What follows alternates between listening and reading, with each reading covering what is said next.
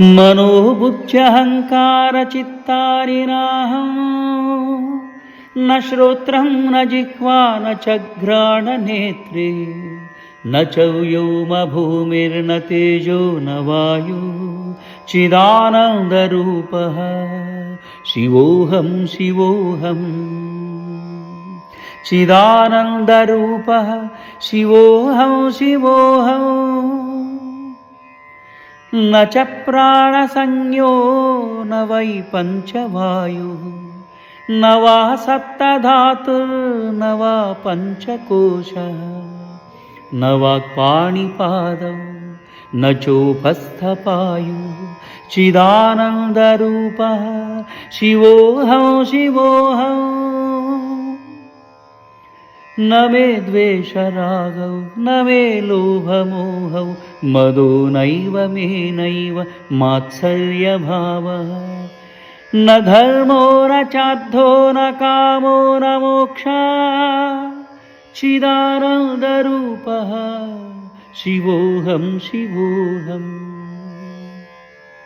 चिदानन्दरूपः शिवोऽहं शिवोऽहम्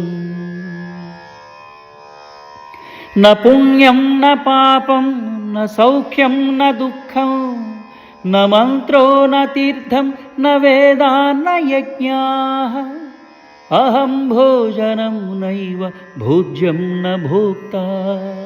चिदानन्दरूपः शिवोऽहं शिवोऽहम्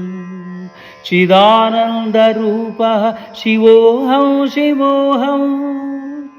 न मृत्युर्न शङ्का न मे जातिभेदः पिता नैव मे नैव माता न जन्म न बन्धुर्न मित्रं गुरुर्नैव शिष्यः चिदानन्दरूपः शिवोऽहं शिवोऽहम् चिदानन्दरूपः शिवोऽहं शिवोऽहम् अहं निर्विकल्पो निराकाररूपो विभुत्वाच्च सर्वत्र सर्वेन्द्रियाणां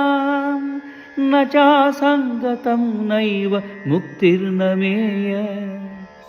चिदानन्दरूपः शिवोऽहं शिवोऽहं चिदानन्दरूपः शिवोऽहं शिवोऽहं चिदानन्दरूपः शिवोऽहं शिवोऽहम्।